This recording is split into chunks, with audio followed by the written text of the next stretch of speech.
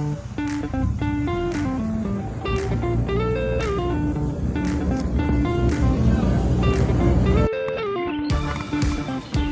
Happy New Year everyone. It's 2025 and we've hit the ground running. The fish are biting too. G'day folks, it's Ando from Boss Outdoor with this week's fishing report. Well, there's heaps happening, so let's start way out on the shelf where Leaf has a special guest to talk about the offshore fishing. Cheers, Buddha. Well, how lucky are we to see summer's here and the marlin are here. I'm sitting on the boat with Micah on Misbehaving, and he's been out there donging a few marlin.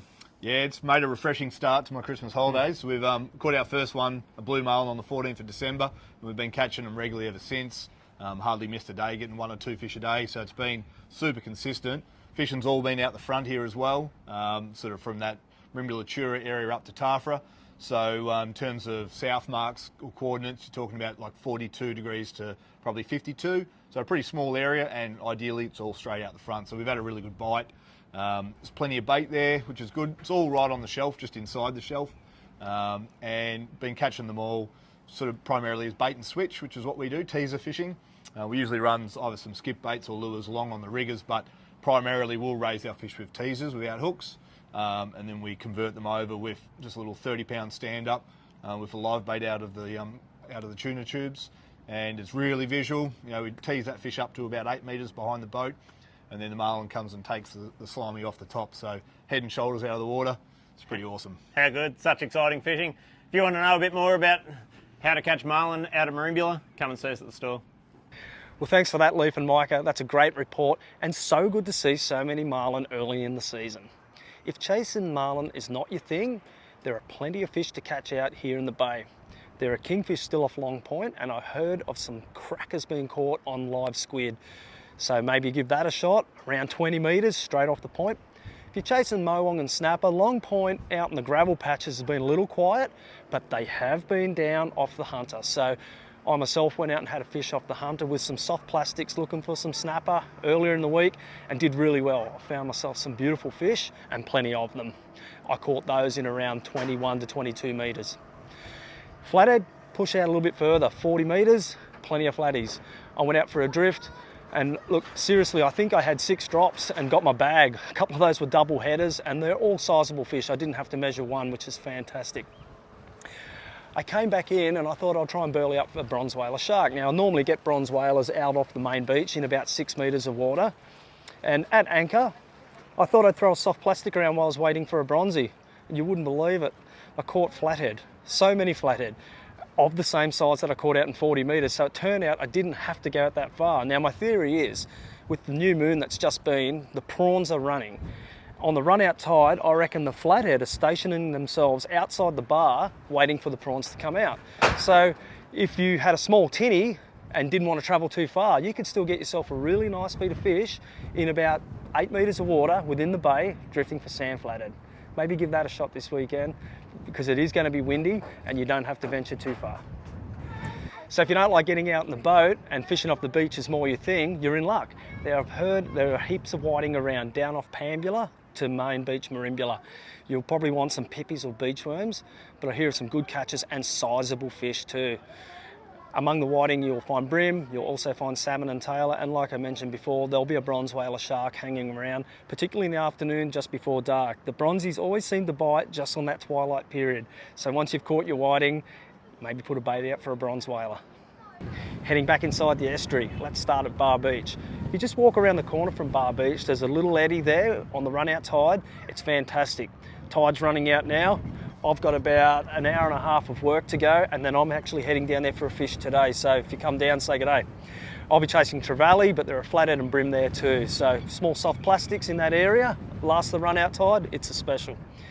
Right through the estuary up to the bridge, into the top lake, you'll find yourself fish. The flathead are up on the flats, around the shallow edges of the lake, but then they'll drop back into the channel on the run out tide. In the top lake, heaps going on. It's actually fired up. So we had a couple of days where it was really quiet. I heard reports of a few tailor here, a few trevally there, the odd flathead. Now I'm hearing flathead everywhere. In fact, there are guys cleaning fish on the table right behind me. They've got flathead and a beautiful mulloway too. It's good to see heaps of dewies coming out of the lake. And don't be worried if you want to eat a mulloway. They're fantastic eating. We always promote catch and release, but tell you what, if you want to bag one for a feed and it's legal length, they are sensational chewing. Heaps of blue swimmer crabs around. If you're dropping a pot, you'll know what I mean.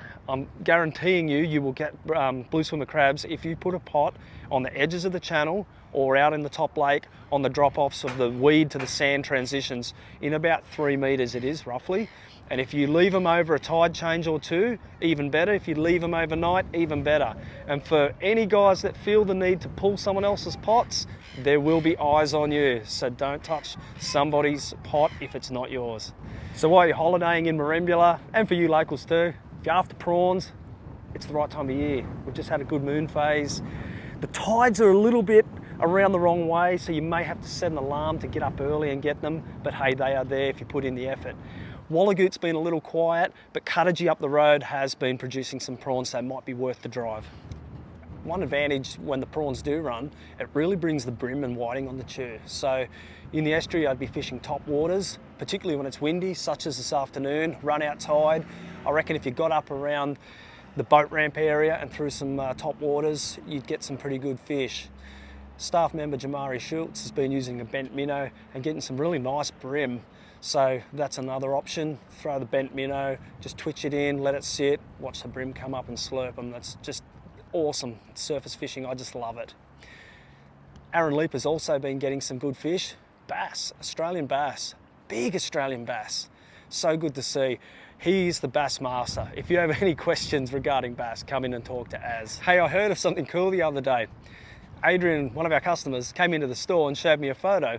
He said, "What is this?" I think it's a long tom.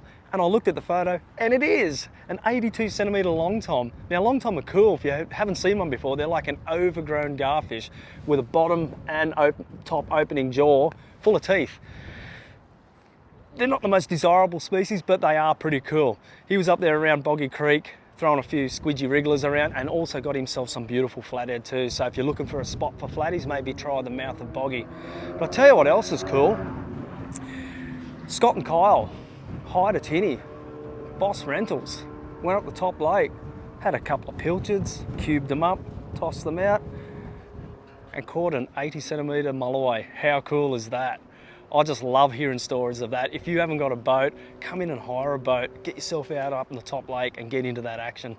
To kick off the new year, the deal of the week will be, if you come into the store and mention that you watch the fishing report, we're going to let go the Berkeley paddle stingers for $8.99 per packet.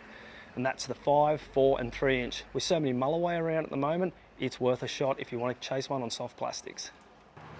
Well, that's it for this week's fishing report. And on behalf of the Boss team, we want to wish you all the best for the new year. And if there's anything else you need to know about hooks, bait, or just where they're biting, come into Boss Outdoor so we can hook you up. And if you're enjoying our videos, remember to like and subscribe.